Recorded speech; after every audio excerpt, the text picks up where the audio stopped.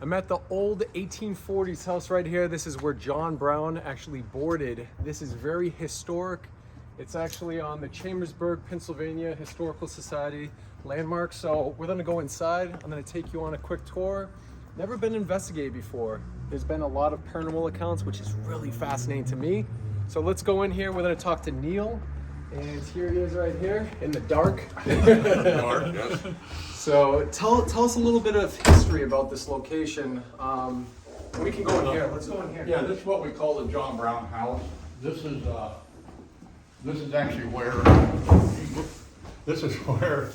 John Brown came with some of his other conspirators, basically, and planned the raid on Harper's Ferry. He stayed here during 1859. He was here about a year. He actually taught Sunday school out here in one of the small little villages outside of Chambersburg. He boarded here. This is Mary Rittner's house. Mary Rittner, husband, was the son of Governor Joseph Rittner, who was the governor of Pennsylvania. Mary Rittner, after her husband died, he was laid out in this room right here, this front room. And after he died, then she started to take in boarders because she needed the money. So that's how the house was opened up as a place where people could come and board. John Brown chose this house because right down the street here on 2nd Street, there's warehouse buildings. And that's where John Brown's pikes and other things that he was going to use in the raid came in. And he wanted to be close to the railroad so he could get that, and he'd take the wagon and he would leave this area here and head down towards Greencastle South to a place called the Kennedy Farm, and that's where he stored all this pikes and things that he was going to use in the raid on Harper's Ferry. Yeah, so let's walk through here a little bit. Let's go this way. And this location really fascinates me because of the history. I've been to Harper's Ferry, incredible history. I mean, you're talking about the Civil War here. Yes, You're talking about so many secretive things that were Right. going on. The Yes. Underground Railroad over here during slavery. And there's a lot of paranormal stuff that has happened in this house. Yes, there has. That's what There has been, people have witnessed seeing John Brown sitting in his room. He's on a chair over here on the side, sitting, and people have seen him in here. And they've watched him get up and walk out, and he goes out through the hallway here and back to where his room was actually when he was a boarder here.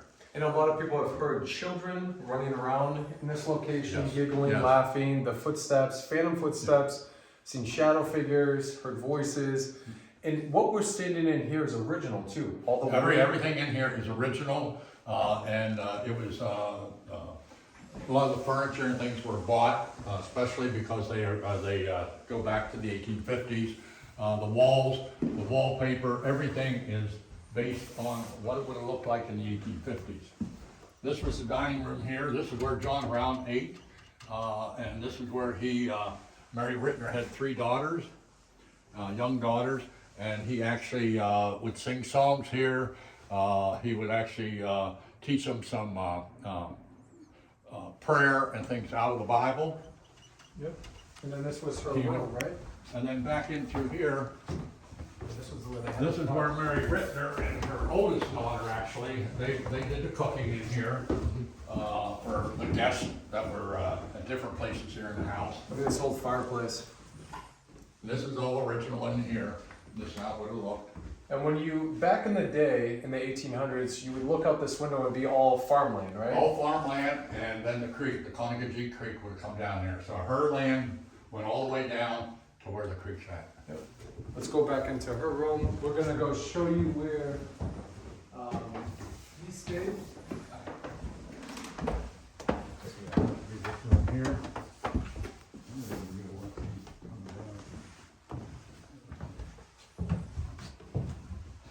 This room right in here is actually the parlor. This is where John Brown and Henry Kagi. Henry Kagi was the gentleman who was more or less the logistics person for the raid on Harper's Ferry.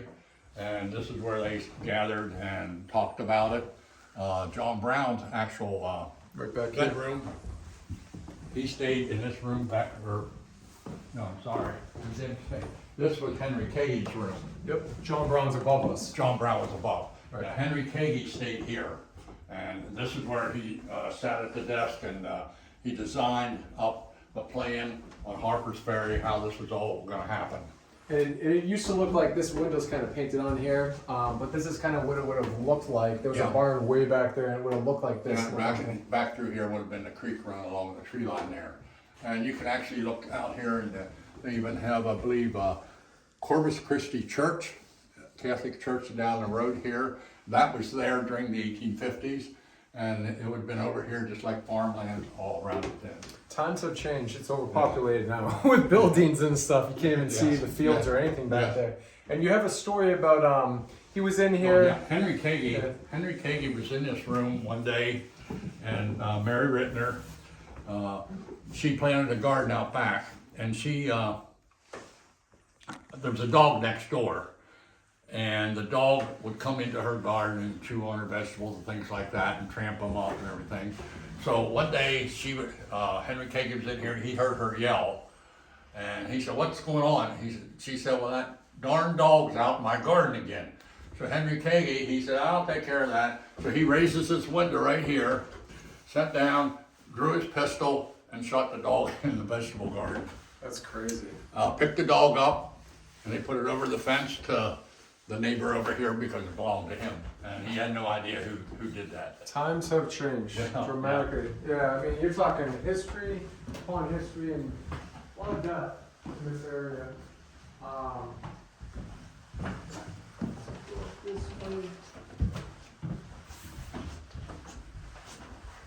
Follow you up. All right, we'll go up the steps here to where John Brown's room was at. So we're going to where John Brown was boarded in when he was kind of constructing the plan to raid Harper's Ferry during the Civil War.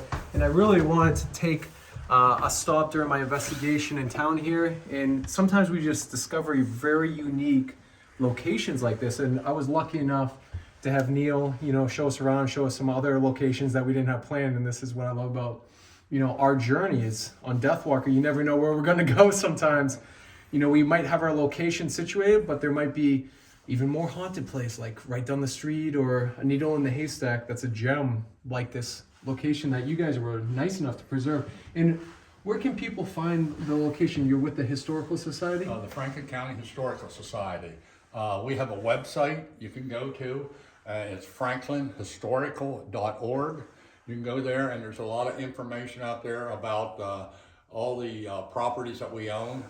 We own this property, John Brown property, the house. We own the jail. There's a toll house that's west of town. We own that, and we own a school up in Brown's Mill. School it's called, and it was actually built in the 1700s. It's just a one-room schoolhouse. Yeah. And we have that also. I just love what you guys have done. I mean, you don't see a lot of locations that just take really good care and preserve stuff. Even the objects that they have, it's just amazing. You have to come just for the history, for the stories, and also for the paranormal if you're interested in that. It's epic. There's a lot of history in this house. I mean, a lot of people don't realize that John Brown was in Chambersburg, and he was planning this raid. And this is his bedroom here, and this is where he actually, they came in here, and there was a map here, and they were planning the raid on Harper's Ferry, and all the guys that were part of that, other than Captain John Cook, they were in here planning it.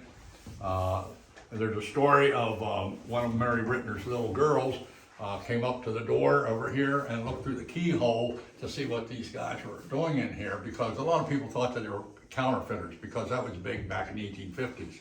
And they had papers spread out. And she told her mother, "Oh, they just have papers up there." And they were actually planning the raid, and she basically witnessed that.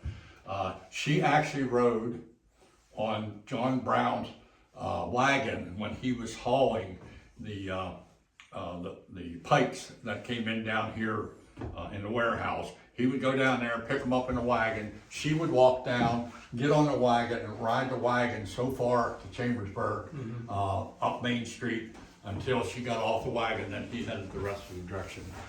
And what rocking chair? You told me a great story that I was like, wow, I didn't even know this. But Abraham Lincoln. No, no, that was back in the jail. Oh, that was in the jail. That was I'm in the thinking jail. wrong one. There's Yeah, so much yeah. history here. I forget what's there's what anymore. We have a rocking chair. Let's say if you go out to franklinhistorical.org, you can read about all these things. We have tours.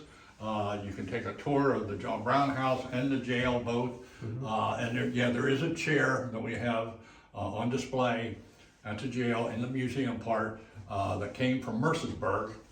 And when George Washington was going from Philadelphia to Pittsburgh to put down the rebellion, the Whiskey Rebellion, he stopped at Mercersburg and he stayed there. And we have the rocking chair that he actually sat in. That's amazing. Pretty neat. Yeah. George Washington. Yeah. I mean, you can't get any better with preserved items and objects that is still stored in these locations. So, a lot of history, a lot of paranormal accounts. People have had all sorts of experiences up here. One of the first people to kind of get in here, Neil was nice enough to let us in and kind of venture off our path a little bit. Thank you, Neil. I really appreciate it. Yeah. And you guys, you got to come check this out. Just walk back into the past, be a part of this, feel the emotions, the energy still encompassing these locations. It's absolutely phenomenal.